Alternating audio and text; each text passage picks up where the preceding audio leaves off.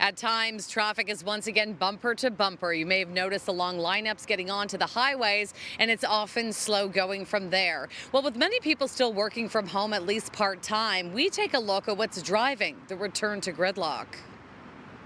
We're seeing definitely a PM peak period again.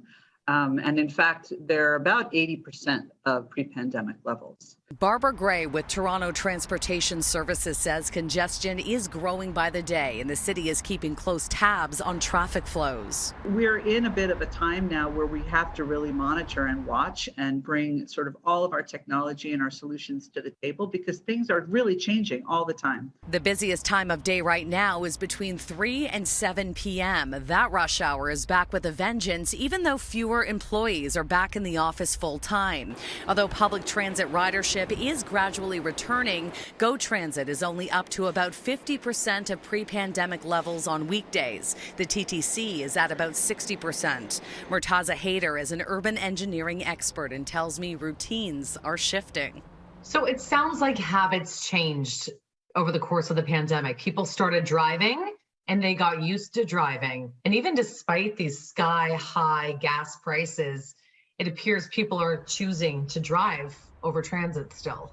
There was an exodus, sort of an exodus from the urban core towards the outer periphery of the cities. And now they've gone there, relocated, and now the mothership is calling back. We may need new marketing campaigns. We may need a little bit of nudge to tell people that transit is safe, come back. That's a safer, better, environmentally friendly way and more predictable travel times. We're also heading into the height of construction season. Not only are multiple water main and road repairs either scheduled or underway, but Toronto has more private development than any other city in North America. Right now, more than 200 cranes are in the air.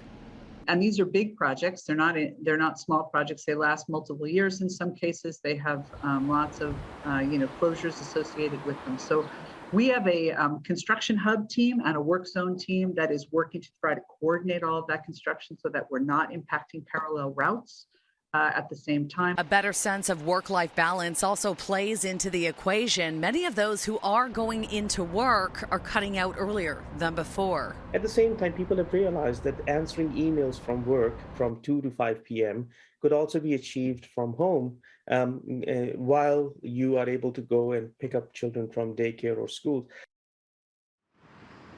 Now, the city is also bustling in ways we haven't seen in a couple of years. There's now full capacity at Jays games once again, and more than 100 big events are planned in Toronto between now and the end of the year. Now, one thing to note is that GO Transit is doing really well on weekends, with ridership up to about 80% of pre-pandemic levels.